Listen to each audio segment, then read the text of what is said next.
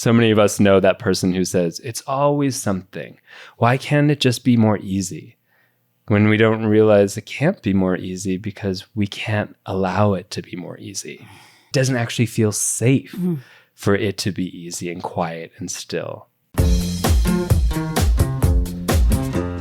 You're listening to Sex with Emily. I'm Dr. Emily, and I'm here to help you prioritize your pleasure and liberate the conversation around sex. Today, Dr. Scott Lyons joins us as to talk about something that affects us all more than we realize, being addicted to drama. And if you're like me, you might be thinking, I don't do drama, I avoid it at all costs. But Dr. Lyons shows us how some of us may be more attracted to chaos than we think, and how that pattern can deeply impact our sex lives and relationships. We're also answering your questions, from navigating jealousy when your partner comments on other people to understanding why you want freaky sex, but your body keeps freezing up when you try. All right, everyone, enjoy this episode. Dr. Scott Lyons, welcome to the show. Dr. Emily, I'm so happy to be on the show. We've been trying to do this for a while. I'm very excited to talk to you. Super excited. Can I tell you how fun my week was? Yeah. So people would constantly be asking, what are you doing this week? And I would just answer, I'm having sex with Emily. And it was my favorite thing to see their response on their faces. And they're like, what do you mean? I was like, yeah, I came here to have sex with Emily. Or not have sex with Emily, to do sex with Emily. And they're like, and it was like, they're like, I'm really confused. And I was like, it's okay.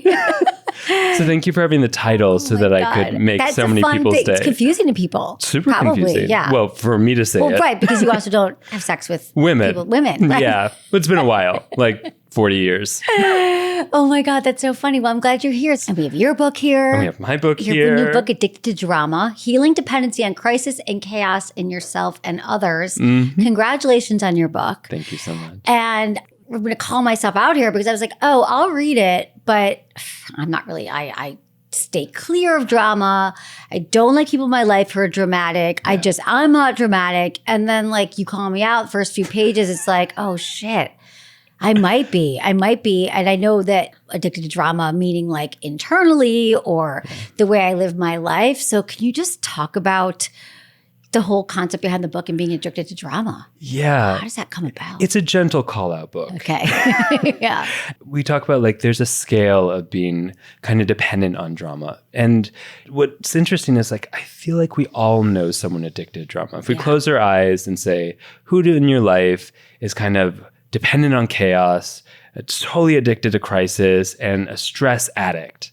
Like who do you know? And almost everyone. I'm a stress addict. I have a lot of stress. I overschedule. I get overwhelmed. Mm-hmm. That's it. Yeah. We all know someone rarely, and thank you for acknowledging your own sort of dependency on stress. It's rare that we will acknowledge our own reliance on drama. And more so we'll be like, oh yeah, my mom, my sister-in-law, my brother, whomever. Mm-hmm. But rarely do we go, oh, that might be me. And it's hard. Like any addiction, we tend to not see our own relationship to it, our own causation of it. Within addiction drama, and I'll just say drama is like the unnecessary turmoil in our lives. It's the exaggerated and intensified response that is not in par with the stimulus. Like the response is bigger than the stimulus. We're making mountains out of molehills. Something is off. And what the symptoms look like is different on the inside than what an addiction to drama looks like on the outside. And so on the outside, people are overscheduling themselves. They're bulldozing other people. They're oversensitive. That's something people will say to people who have a dependency on addiction on drama. Like, you're being so sensitive. They'll use exaggerated language. Everything. Always. Never. That type of language that we might see with teenagers a lot. Mm-hmm. They get bored when things are calm. We can see it on the outside. They get bored. Like all of a sudden there's stillness, there's ease, there's quietness. And all of a sudden they're stirring shit up. Yeah, they love to gossip. The way that they share what's happening in their lives is always what's called with dramatic narrative. He said, then she said, then they said, as opposed to like, that made me feel this way. They're stirring things up. They pull people into their crisis. So they're never quite alone, but they're always alone. They generalize a bad situation and make it their day, their life.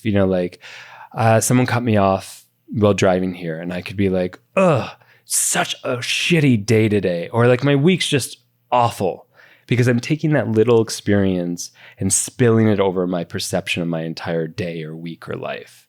I feel like on the outside, they have terrible relationships, right? It's like a roller coaster in the relationships. It's like fast beginnings, intense endings. There's a lot of jealousy. There's constant fights. We know those people. Yes, we do. It's so relatable. What's crazy is on the inside, it's totally different. And I can say it from being on the inside of it. I straddle the fence of being a psychologist and working with people who have an addiction drama and having had it myself. And from the inside, it's like the whole world feels like it's against you. All you can see is cues of danger in the world. You're so prone to say like, oh, the world's not a safe place. And here are all the reasons why that validate my perception of it. No one ever has my back. Everyone's out to get me. There's always something. So many of us know that person who says, it's always something. Why can't it just be more easy? When we don't realize it can't be more easy because we can't allow it to be more easy. It doesn't actually feel safe for it to be easy and quiet and still. If it does ever get calm or it's easy or we're just sitting around, that actually doesn't feel okay. Yeah. There's actually what's called a revving reflex or an activation reflex. We can use either word. And it simply means like we're getting calmer, more still, and all of a sudden there's an alarm that goes off that says, hey, if you're too calm or you're too still, you're going to miss the next potential threat or trauma or danger.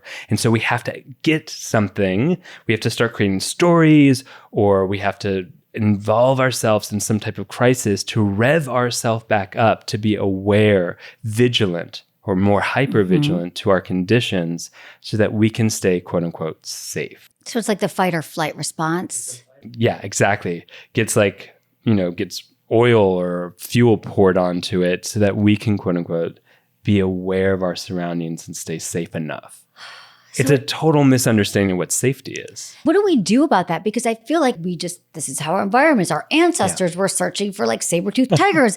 And then we had to always be scanning the environment for what's wrong, the negativity bias. Well, there are the people that are dramatic. And we actually, those people are fun. Like you might want to be sitting next to them at a dinner party, right? For sure. They're a really good time. So entertaining. The other one's like, this happened and that happened. And they're very like energetic. And that's one way it manifests. But then there's the people who always have, like you're saying, the internal experience of what is wrong in the environment. How do I keep myself safe? So I just think, well, that's the human condition. Part of what we can do is recognize, well, what does drama do for us? Like from an evolutionary biological perspective, what is it actually doing for us? It does three things. It gives us more energy. It takes us out of a numbness or depressive experience and passes that threshold so that we can feel alive in the world. And it is a natural pain reliever. Stress is one of our most potent natural pain relievers. It's an anesthetic. It literally blocks the pain receptors so that we can be more, quote unquote, pain-free. And that pain doesn't have to be like someone punching us in the face. It can be the pervasive pain from the trauma we're storing in our body. So that's why we get addicted to stress, for example, or anxiety or worry, because then we're numbing, for example, our actual emotions that want to come up. Yeah, we chase the drama to avoid our trauma. Let's break down the trauma then. We're always talking about trauma is such a buzzword these days, which is why I love that you're here to kind of just break it down. Because I think like people associate it with like the big T trauma. Someone died or someone had cancer or something really bad happened. I got fired from a job or in a really like public way. But trauma, what is it? And then how does it live in our bodies? And why are we using it as a coping tool for the rest of our lives? How do we not do that? So trauma is not about the event. Okay. And this is where it gets confusing because often in like Diagnostic Statistical Manual, the DSM, it's like, here are the certain events that equate to a trauma. And that's bullshit. Yeah. Because trauma is not about the event. It's in our body. It's, do we have the capacity to metabolize the experience? And if not, we're flooded. And that's what happens in a trauma is the flooding of our nervous system and the inability to break it down. And so it just layers and stays there as basically unprocessed energy. It's like if you've ever had an impulse, like the ball's coming at you, like if you're playing baseball and a ball's coming straight at you, and you have an impulse, right? It's like to catch it or to move out of the way. And what happens in trauma is that impulse gets locked in and frozen. So all that energy, that desire to adapt, was too overwhelmed by the flooding. And so not only are we flooded and frozen, but we have this energy, the fight or flight energy, the adaptive energy to respond, that's also frozen. So we have a freeze and we have an immense amount of energy that's moving in our body. Okay. That's both stuck. That both of them are just stuck. The frozenness is stuck, and the energy and the impulse never got to be mobilized. So when I think about that, I think about everyone has childhood trauma, right? Sure. That's another thing. Yep. So an example might be if you grow up in a home that's really chaotic, right? There was instability. Maybe your parents were divorced. Things happened. And so maybe you wanted to cry. Maybe your parents said, don't stop crying or don't feel that. And then in that moment, your response, instead of like crying and having a parent, like the nice thing would be like, Mommy and Daddy were yelling, sorry, come here, let me hold you and nurture you and feel your feelings. But for most of us, I'd like to say our parents probably didn't do that. We were alone in our rooms. We didn't feel safe. It stayed in our body, that sadness or that fear that we weren't safe because Mommy and Dad are yelling or whatever it is. And so that has a physiological response that now it comes up 50 years, 40 years later, whatever, in our lifetime, because that energy still sits there. Yeah, it's not going anywhere. Right. But it affects our entire system. And it affects the way we think. It affects the way we behave. And it's like, if the time, space, support, and permission are there to process an experience, we're usually good to go. But often one or more of those things are missing. And when it's missing, we don't get to process it, and it just stays there. It gets stuck in our body. And we call that trauma. Okay. Would you say that's true that most people probably didn't have a caregiver that was able to show them how to walk the steps through feeling a traumatic emotion? Yeah, we know that only 50 to 60% of people had some type of secure attachment, which meant they had caregivers that had the resources and support to actually attend to them in a way that allowed for a safety with connection and bonding and intimacy. Yeah. So that's why we all love attachment theory now, right? Because it's like most of it, whenever you find someone who's securely attached, I'm always like, we should like just study them under a microscope because it's so rare.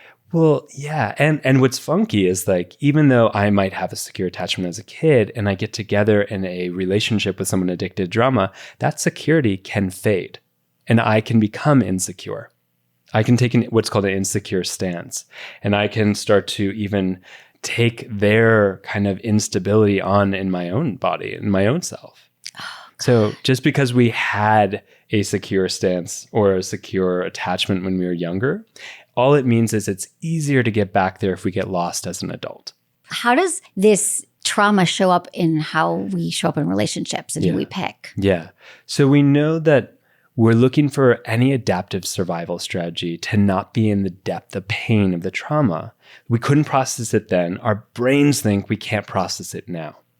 And so we have all these adaptive strategies, which might be like I drink or I go have a lot of sex and I don't, any way that we can become dependent on to help us sort of stay away from being in contact with the underlying pain. So if drama is our jam to help us avoid the trauma, then it's definitely going to show up in relationships through jealousy, fighting, crazy sex. It's going to show up in unnecessary fights. It's going to show up in, we all know it, where we're like, what the fuck is going on? Yeah. Wait, how did we get from here to here in 0 to 60? Like when that's happening, when we're asking that question in a relationship, there's a bit of propensity of drama when we're not able to track the logic of an experience, like a reaction or an emotion. We're in the field of drama. That's how we know. We're like, this is drama. What would you do in those situations? Yeah. Well, one is to normalize it. When I'm like, I have had partners or even patients that are like in the drama around relationships, I go, oh, they're doing two major things. One is they're protecting themselves. So they were feeling too close. The intimacy feels dangerous because if they feel too intimate, and they're going to feel too vulnerable to the next potential threat. So they have to, the moments they get that activation reflex, that alarm that goes off, they're doing crazy shit in the relationship. They're getting jealous for no reason. They're making stories up. They're just picking fights. They're like picking on little behaviors to avoid the intimacy that feels too threatening. Stay right where you are. Dr. Lyons and I will be right back after a quick break.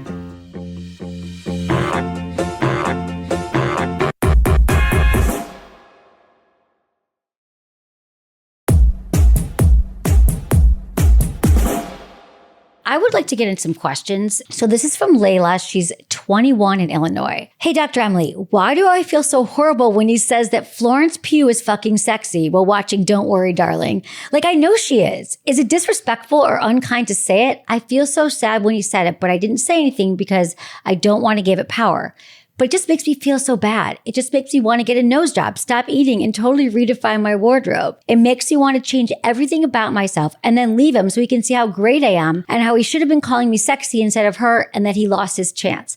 I know this is a toxic way to think, but we are in college and not technically boyfriend and girlfriend, but we are exclusive and together. Typical Gen Z shit. I just don't know what to do, and you have a very grounding way of giving advice. I know I'm pretty and we have good sex, but this throws me for such a self-esteem loop. So Layla, thank you for your question. And I just love how articulate she's like, I know that my reaction to my boyfriend saying that Florence Pugh is sexy, is sending me into a tailspin. I know I'm hot, but now I've all of a sudden she probably felt unsafe. Yep.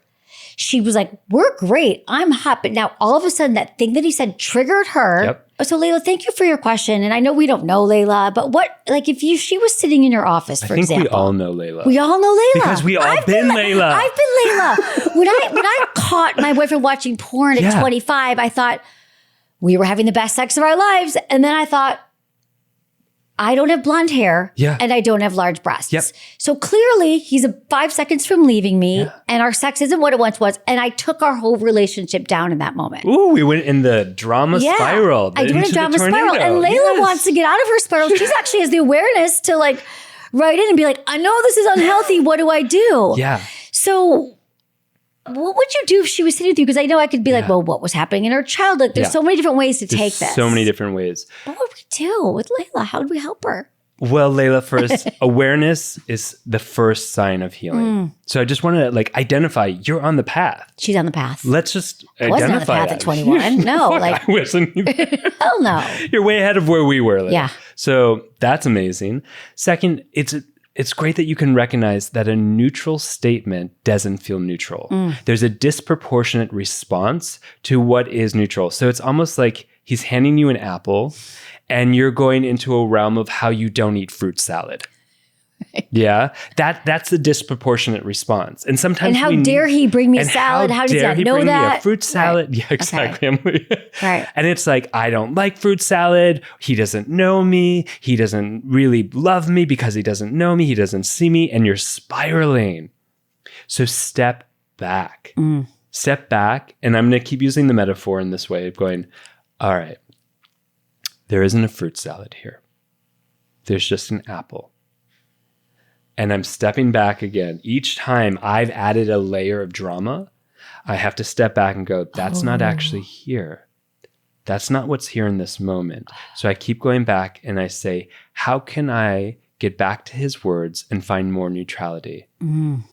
So start with the word Florence. Can you find a little softness in your breath? Can you squeeze a pillow when you have an activation in your body, like that stress response? Do something physical and then come back and just see if you can ground and anchor in yourself. So just start with the word Florence. Okay. Oof. So, and then can you say her full name? And then can you get to the full sentence without jumping out of yourself? Because that's really what's happening in this moment. You're jumping out of the present moment. You're jumping out of your own body and you're jumping into the drama well. So step back into yourself, feel the weight of your body, the weight of your breath, the movement of your breath. Come back to yourself, step back from the well. Yeah. And then you're identifying more neutrality in the words and seeing if you can find that neutrality in your body as well.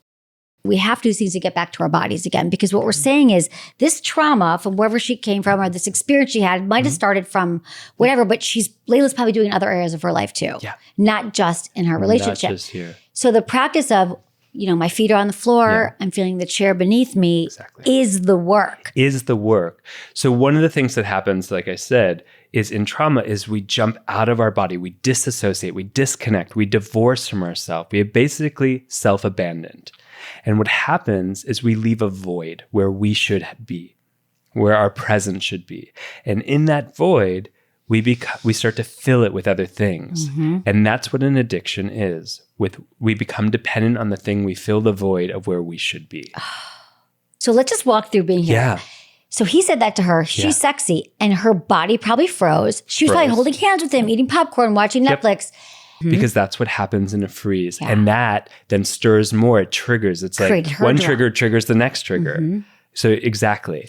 So in that moment of her recognizing, she could have been like, okay, he said that thing, because he's going to say something else. Yeah. It's going to happen again. It might have already happened since she wrote this email. So the practice is the body wisdom, right? Of being like, okay, I'm recognizing this pattern and I'm going to breathe. Yeah. And I'm going to stop and say, okay, like, Florence might be objectively hot to people, but that wasn't about me. We have a great relationship and I'm safe. Yes. We are safe. What else could she do? Well, I think you actually just named it perfectly. Brilliant, Emily. Is once you come back to yourself, you can come back into relationship, because exactly what you were saying is in the freeze response in Layla's body, she disconnected the bridge between her and her boyfriend, or her and this guy, and then is reacting to that. So I might go, can I put a hand next to him? What are the ways that I feel safe enough in connection with him? How do I repair the bridge that I actually just cut off? Take radical responsibility, because what that sense of loss in the relationship is coming from your own trigger.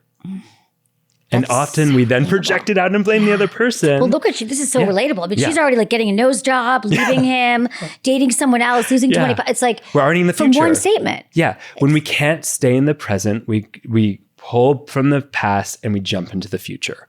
That's what trauma is, right? We can't be in the present. We cannot be in the present. And that's also what happens radically with those addicted to drama. The bigness of their response is from the past, and they're jumping into an anxious future, which they have no power over. So they're replicating the lack of agency, the lack of control that started with the trauma itself. That's such a great way of explaining it, because I think we all have been there, right? Where we because most of our worry and suffering isn't real.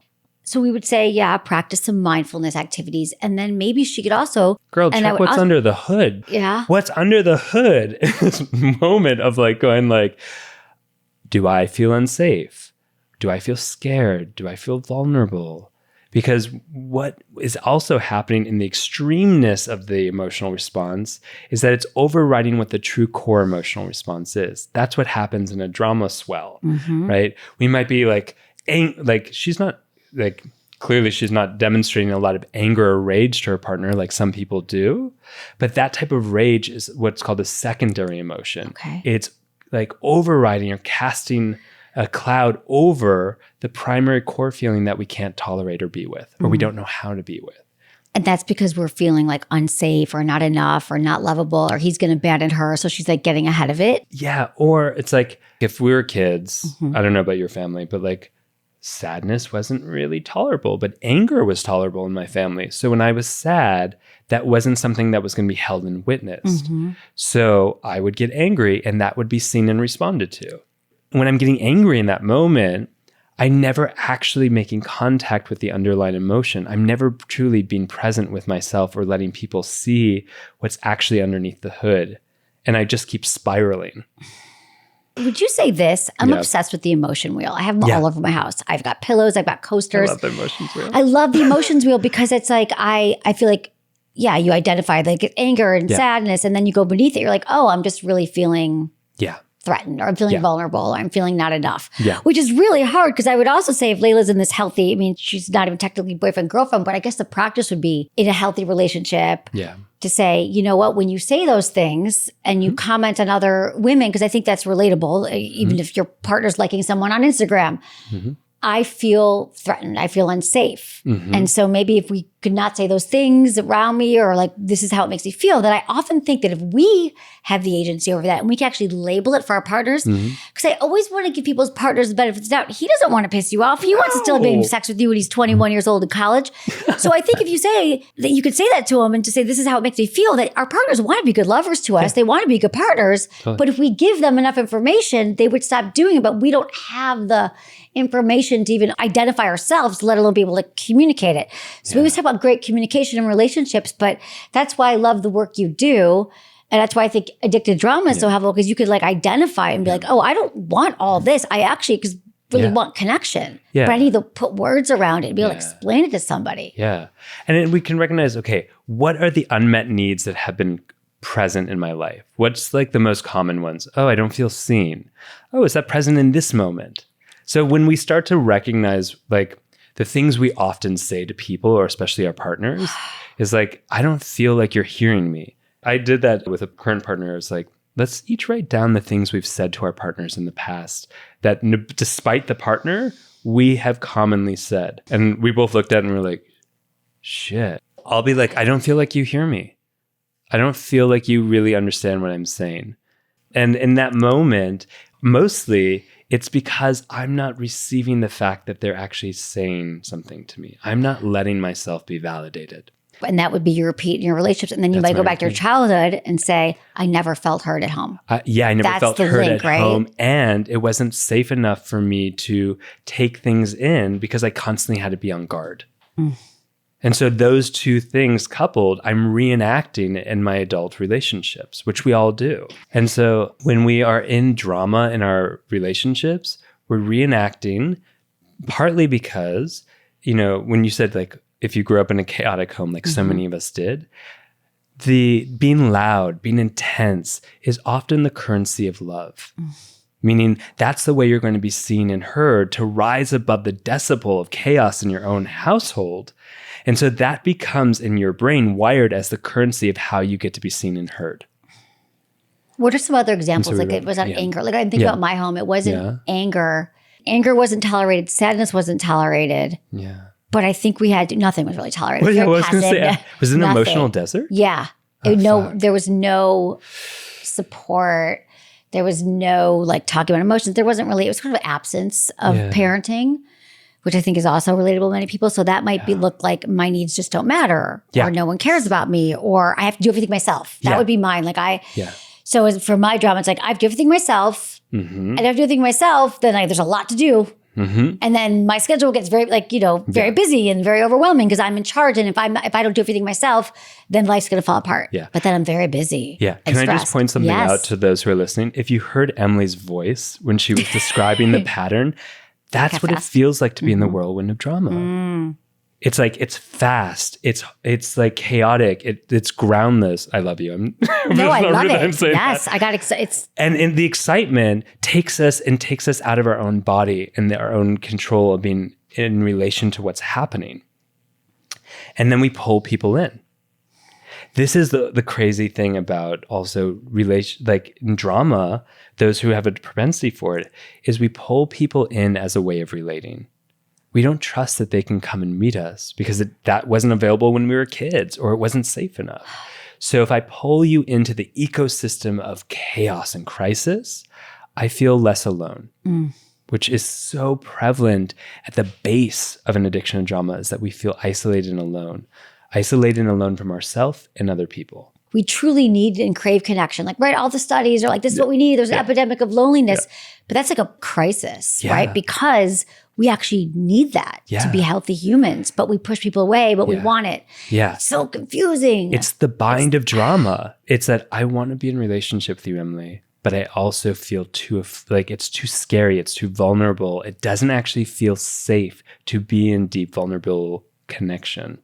And so I am riding this tension. And when I move in and out of it, what we get is that chaos. Right. It's a chaos incarnated. Exactly. Yeah. Chaos is so interesting too. And that came up for me in my therapy, is that there's just a lot happening. And how do I manage all? And she was like, well, Emily, you have to just say hello to the chaos, make friends with your chaos, make peace with your chaos. And it was just kind of annoying, to be honest. Totally. Because I was like, or how about this? People like, well, it must serve you in some way. People said, I was like, it's annoying. I'm like, how could my chaos serve me? I'm telling you that I'm in pain and conflict. And what I didn't understand was the connection. Like, it serves me because it was a pattern learned in childhood to keep me safe. Yep. That's how it serves me. But I kept thinking like, no, I really don't want this. Take it away from me. Yeah. And it serves you again, like it gives you energy. A stress response releases, literally is what its job is. Our stress mechanism is to release energy, cascade, waterfall through our whole body. And if we are exhausted, if we are repressed and depressed, and our immune system is like depleted because of that, where are we going to get our energy source? Stress. So to answer the question, my therapist when I was 20 was like, it must be serving you in some way. Now I'm getting that it was giving me energy. It was numbing me. It was giving you sensation to rise out of the numbing. Okay. But it also does numb, right? It pushes, it represses the underlying stuff down. Right. Because you're too busy in the chaos. It's distracting. They give a sensation that rises above the threshold of numbness. So we feel alive, which means we feel valuable in the world. It's the same way in which, I don't know, I know you meditate, you do breath work. Like I took a yoga class last night for the first time in a while, and I'm an avid meditator. But, you know, or whether we're in like a bathtub, whatever it is, the thing of like peace where we find ourselves starting to make lists or go into stories or thinking about our ex or getting into a fight with someone when there hasn't even been that real situation or whatever it is, we're thinking about work. The thing that takes us out of the present moment, that is a moment in which drama is happening. Why are we disrupting our own peace? Why are we challenging our own process of stillness and ease in our life? And when we can start to go, oh, wait, I'm doing this, then we can start to move towards healing. It's so true that like you start to get calm when you start to meditate. So I saw people like, I could never meditate. I could never do it. Yeah. It's because when you get quiet, it starts coming up and our propensity is to like make the list, think about, create the drama. I remember the first time, I did this 10-day silent, I did a Vipassana. You did a Vipassana? Yeah, when I was like 25. It was my first time. I did one of these. But I remember sitting there and you can't talk to anybody. You can't look at anyone in the eye. You can't write. You can't do anything. Have you done one of these retreats? I think I heard you talk about it. Yeah. And it was my first experience with meditation because I'm extreme. Yeah. I'm like, if I have to learn to meditate, I'm going to jump in. And I'm remembering now that there was probably like 60 people. I was in Thailand, didn't know anybody. You couldn't talk to them beforehand. But I remember creating stories about everybody, the way they were breathing. They didn't like me. I didn't like them. I created so many stories out of nothing. There was literally nothing to do when you meditate for 10 days. You literally just have to breathe and sit. They provide you with your food. There's a place to sleep. And then you came out of it. I met everybody. I'm like, they're all these lovely people, but we create drama. So that's like a very extreme way of saying that like we are constantly doing that all the time in the 80% of our lives. We're creating stories that actually aren't true. And so that's why all this mindfulness work is a practice and it's a muscle. Yeah. But the more you do it, so if you stick with any of the thing that you choose, whether it's meditation or breathing or going for a walk without your phone, it's a muscle that you have to exercise. And over time, it does get easier to access that point. But I'm going to say, I'm not perfect. Like I'll be meditating. I'm like, I'm making my list. I'm doing things. But then you start to notice, how do we bring it back down again? Yeah. Oh, that's such a good example. That's the work. Such a good example. Out of nothing, you created narratives and stories about every single person. Because we're not comfortable with ourselves. And I'm just, takes a long time. Should we get, let's get to another question. I think we got Layla here. I think she knows now probably that she's good. She's good. She's on her way. Okay, let's go to Erin. Erin's 30 in Montana. Okay, hey, Dr. Emily, I'm reaching out because my husband and I have recently experienced a surge in our sex life and I don't want it to stop. We've been together for 10 years. I just love to hear that there's a surge after 10 years. And you know it's because they're listening to your show. Yeah. And reading your book. Just to be clear. Just to give props where it's due. I love it. Married for 5 years and we have 2 kids. Our relationship has been through a lot, including family drama, moving, past trauma on both sides that affects our intimacy. Despite this, we love each other deeply, believe we are soulmates. Our sex life is currently vanilla with a little bit of spice, but I want to explore further and try freakier things with my husband. I want to show him how much I love and trust him and feel safe with him. However, past trauma sneaks in during sex, making me feel scared and triggering me. I hate having my head pulled or pushed and dirty talk and having my chin pulled or look at him while he's standing. These are all triggers. I freak out immediately and almost stop what I'm doing altogether, but I want to push past these mental and physical barriers. I want to be spicier with someone I love and trust And I don't want to be scared when he pushes my head down or stumble and stutter when I try to talk dirty to him. Can you help me? So she's saying like, I want to do all the things, but everything he's doing is triggering me and I'm having these trauma responses. And I know that you said this is something that resonated with me when we're trying to find addiction to drama, that we seek intense activities to be in relation to our body sometimes. People sexually do that. Yes. And that's why we seek these things, but she's just like intellectually wants it, but her body isn't allowing her to. Yeah. So what do we think is going on here? Yeah. Great example. Extreme sex or extreme like sports is another way of avoiding what's actually here. But is it okay? So I have a question about that though. Like we do extreme sports or extreme things to avoid it, which in some ways, or people even like now, like doing the hot plunge or the cold thing. It's like that's avoiding it. But then how do we come back? You have to be willing to tolerate boredom. And when I say boredom, I'm doing air quotes, because what is underneath the boredom is that actually the feelings, the things that are haven't been processed. Boredom is just like the numbing layer between what's happened and stored in our body and the things we do on top of it to avoid the numbness and what's underneath it. So boredom equates to the layer of numbness that has been that protective layer, so we haven't had to feel what we've experienced. And we don't like boredom. We do not like, and that's also a withdrawal symptom. For those who are addicted to drama, is like they have that big high explosion typically, or they do the big experience, it's cathartic, or they get that big fight with someone and then they feel a moment of relief, which is just collapse actually, and it's not true relief. And then they start to get the itch. Things feel a little dry. Things feel a little boring. Things feel like, I need a little something in my life.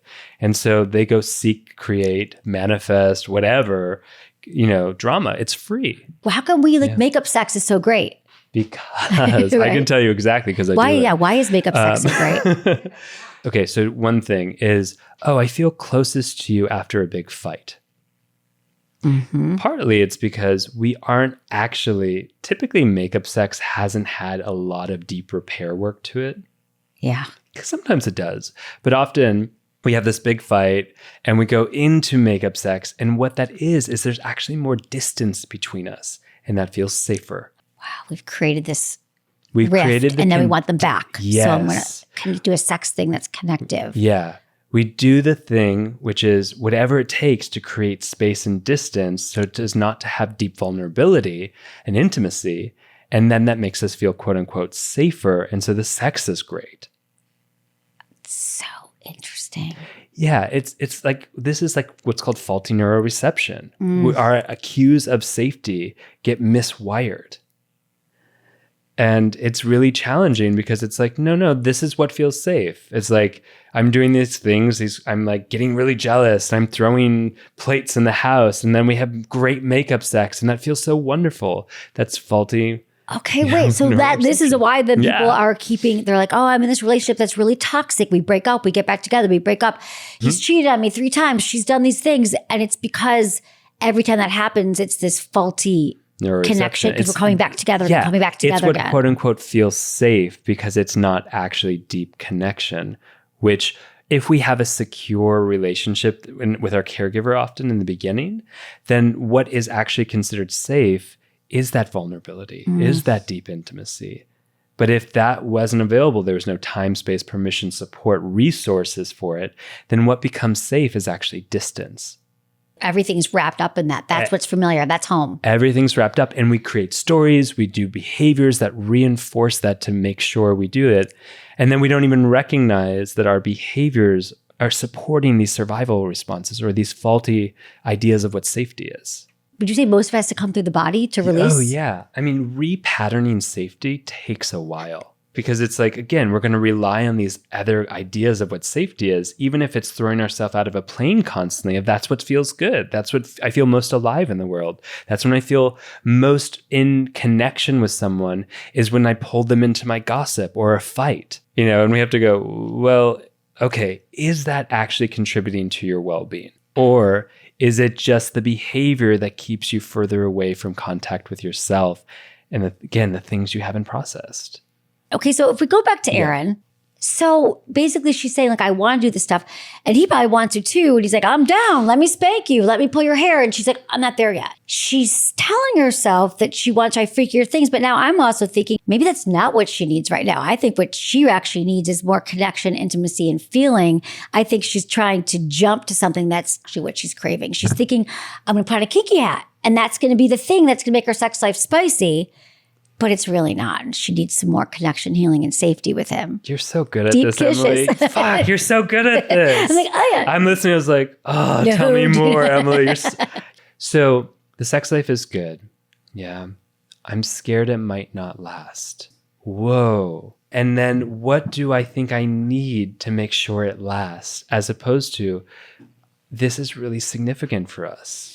This is huge for us to feel bonded and connected in this way after 10 years. Yeah.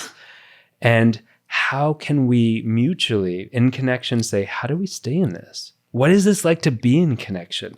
What's coming up for us that's allowing this? And then using those as the resources to maintain it, as opposed to jumping ahead, as you're saying, and going, we got to get into kinkier shit to keep it spicy, to keep it real. When it's like, I mean, like, yes, there's a lot of fun shit we can do out there, but also let's normalize vanilla. Mm-hmm. Yeah? Yeah. I mean, ooh, you can just get deeper and deeper and deeper in relation with just vanilla.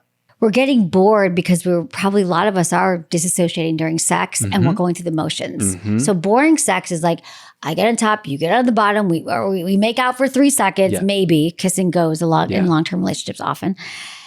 Why right, is as you that? know. I love kissing. I love kissing too. Do you want to make out later? Yeah, yes. But kissing does go. It's funny because I was away for 10 days and my best friend in Michigan, she was like, did you guys make out when you got back? I'm like, no, but we probably should have. Like, you know what I'm saying? Like, I forget that. Yeah. So then I grabbed, like, we have to make out. You do. Because it's like, we forget, but why does it go? I don't know. It's really intimate. It's really connected. We've gotten to a pattern of connection means the old in and out penetration. Oh, interesting. And so I think that we just, again, we go through the motions, right? Because I think most of us aren't present during sex and we're disconnected. So what I would say here, though, to Aaron is that it's probably really great because they feel really connected right now. And I would drill into what's actually going on now. What are you guys feeling? Like, talk about that. Talk about what's made it so great right now after 10 years. There's a surge. She said surge. What is that surge about? What's underneath it? There's so much to unpack with that. You don't need to bring in more stuff right now. No. You don't need to be better at receiving dirty talk. You don't need to be better at any of that.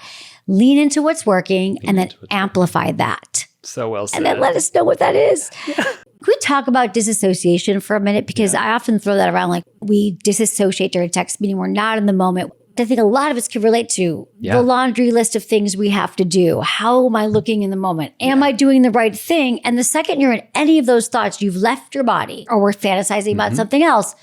So let's just talk about the concept of disassociation, how that might show up too in the bedroom. How do you see it in life? Yeah. We are wired to protect ourselves. So let's start there. We're evolutionarily wired to protect ourselves, which means we'll disconnect from our own sensations and feelings in our body as a way of preserving our survival. And that's disassociation. We literally take a vacation from ourselves. And it's totally fine. The problem is when we can't find our way back home. And that is where the challenge of dissociation lies. Is when we're like, oh, we had to vacate because my parents were yelling at me, or there was this violent experience, or I watched this thing on television that I couldn't take in and metabolize, whatever it is. And we had that repeatedly, or we didn't have an opportunity to have a secure base or secure attachment. We don't know where home is, or we don't know how to find our way home. It's like a lost part of ourselves floating outside of ourselves. And that's what it feels like. I spent most of my life seeing myself from outside my own body. As a kid, I told my parents, I feel undimensional. I didn't have, I didn't know how to describe it. I was like, I feel two-dimensional. And I used to say to my parents, I'm like, I feel like I'm a walking ghost. I was just like, that things could pass by me that I didn't know where I was. Wow. Yeah. I mean, I did anything to feel alive, which is why I was in the arts, why I did any type of thing that stimulated a sense of feelings and sensation that could rise above the threshold of numbness, because it reaffirmed that I wasn't a walking ghost for these brief moments. I was being bullied pretty badly. And I was bullied by teachers. I was bullied by students for different things, like my sexuality. I had a lot of learning disabilities. And so I was in high school where the teachers were bullying me because I would ask a lot of questions, and they didn't have what was in my IEP, my individual education plan. So they thought I was fucking with them or whatever. They didn't understand why I would write backwards. I'm like, didn't you go to school for being a teacher? Whatever. And you had no tools back then. And I was in so much pain, and I tried to communicate it, but I felt like no one was hearing me, going back to my pattern with my partners. And so I set the stage, so to speak, of my suicide attempt. I laid out pills. I did, cut myself to not deep enough. And I had a note. I did it for what I call weaponized empathy. I didn't believe anyone was able to connect with me on the things I was going through. So I thought if I could create the conditions that would make them feel as shitty as I feel, then they would truly understand. And we do that with partners, right? I was just going to say, we do that with partners all the time. We're like, I wish they could only feel. I want them to feel what I'm feeling, what they did to me. I want them to. I think they never, right? What do you say to that? Your partner's not going to feel that. They're not going to get it. It's such it's creating drama too, I remember right? this couple I saw, and this one part of the couple, she would bring up the past constantly in torment and like beat him down with the past situation. And I said, what are you doing? Like, what is your intention? What do you want? She was like, I want him to know how bad I feel. And I said, what if you just said, I'm feeling hurt right now, and see if he can stay with you? And he did. He's like, I really hear the pain that I was a part of. And she launched right back into the past. And I said, stop. Stop. Please stop. He's offering a point of connection. And what's actually happening here is it's intolerable for you to take it in. And so you're going back to weaponize the empathy so that he'll be with you, but you're not actually letting him be with you. I hear how intolerable it is. I hear how painful and scary it is to find that bridge of connection. But until we let you open the windows and let him into your house a little bit, it's always going to feel like you have to attack in order for it to be on the same playing field. Yeah, I think so many couples, I'm just going back to all the emails we get, people like, she keeps bringing up the affair. He keeps over and over again. And we get that question, all that weaponized empathy. Yeah. It's because it's like, oh, that hurt me so bad that I actually can't be with your apology. I am still blockaded. I am still in protection mode. My walls are up. So if I can cause you the pain so that I feel like we're on the same playing field, but I actually can't be on the same playing field as you. And then in those moments, though, when you allow her to stop, then she feels it, right? And then they have a genuine connection. And it was so beautiful. Because so many couples are suffering because of these patterns. It's like, I think we all want to love and be loved and take it in, but this is the stuff that's getting in the way. I think everyone listening could probably find themselves in their relationship right now and their conflicts and realize that it's really going to take this kind of work of slowing down, listening. That's why it's so important to learn the skills of listening in a relationship and hearing and feeling together and going to therapy. Or there's even great relational coaches out there. I see a couple now. I don't do much couples work. I'll just say, and there's a good reason for that. I really like working with individuals. And I think I was in the past, I was like, oh my gosh, I'm too enwrapped in their drama. Yeah. And not able to help them unpack it enough. And now I'm much better. But but a couples therapist versus a couples coach is different. Often a couples therapy will do we're going to slow this down. We're really going to unpack the past and the triggers and the pieces, where a coach might just say, stop it. This is what you're doing.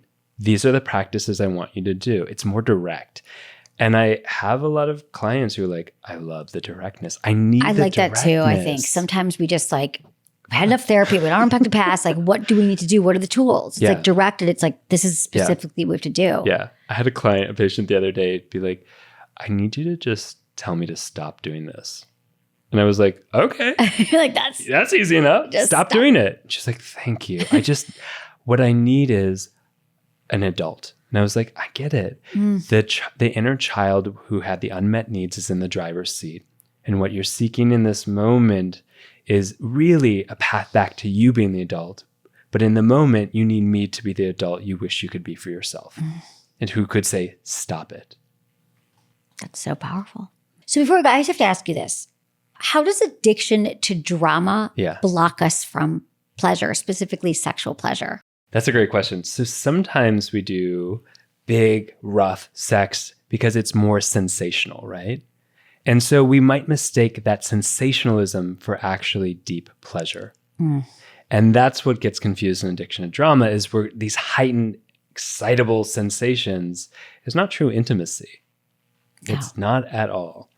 And so, but they can be like, yeah, oh, that was awesome because that was rough. And I had a lot of like muscular sensations and like, it was like, you know, whatever the action is that creates a sensation. They don't recognize, oh, they weren't actually there.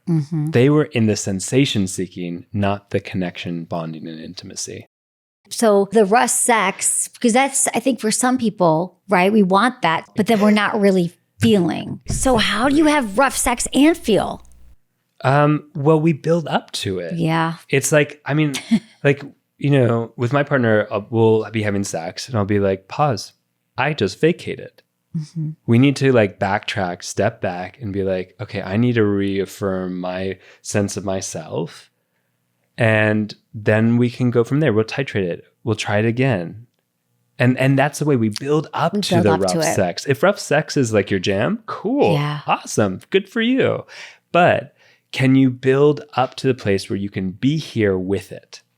Even just stopping that process and just saying like it's rough and it's not enough in the moment. So giving people permission to stop during sex and take ownership. That's why aftercare for sex too is so important to like take moments after if you're having like a session and you're into other kinds of play, but to come back to be like, how do we connect again? Yeah. So that's where I feel like it's a healthy representation of And if that's sex. intolerable, the intimacy after sex is intolerable, or you find you're like, oh, gotta go to the bathroom, or like you find yourself doing other things, busy work, so to speak.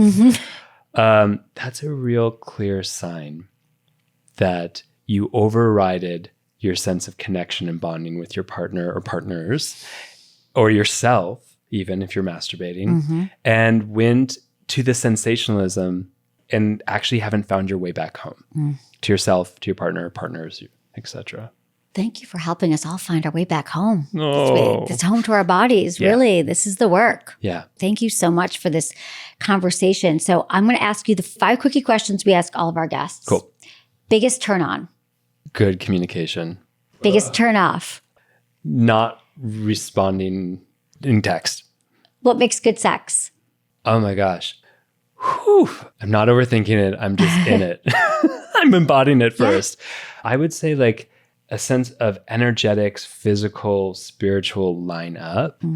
And I both feel myself and feel the enmeshment simultaneously. That's like, ooh, yes. Okay. Something you tell your younger self about sex and relationships. It's okay not to feel shame. What's the number one thing you wish everyone knew about sex? Ooh, that it's a vehicle for connection. Thank you so much. Dr. Scott Lyons, where can people find you? Tell us all the things that are going on. How can they join you? Yeah. You can find me on my website, Dr. Scott Lyons. That's Dr. Scott Lyons. I'm on social media. I have a cool platform where you can take classes with me called the Embody Lab. It's all about body-based therapies. Can anyone take that? Because I want to take it. Anyone I was looking at it. I was like, I want to go to the Embodiment Lab. Yeah. Embody Lab. Come hang out with us. But this is the work we're talking about. No, but people could go take the course online too? Yeah. Absolutely. They're all online. We have some in-person stuff coming up too, but mostly it's online. So, you know, we believe in accessible education. So, you know, whether it's doing a certificate or program on trauma or attachment theory, we believe you do not have to be a doctor or a therapist. We recognize that like trauma is where in every profession, wherever we go, and we should all be more trauma informed. Okay, great. We're going to link to that too. That's great. And my book is Addicted to Drama. healing the dependency on crisis and chaos in yourself and others. And I had a good time writing it, and I hope you have a good time reading it. Oh, we will. We will. Thank you so much. Thank you for being here. Thank you, my love.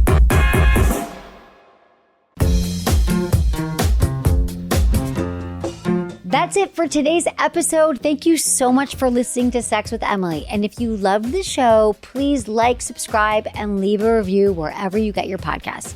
And hey, share this with a friend or a partner. It might just spark something. It usually does. You can find me on Instagram, TikTok, YouTube, Facebook, and X. It's all at Sex with Emily. Oh, and I've been told I give really good email. So sign up at sexwithemily.com for free guides and articles and more ways to prioritize your pleasure.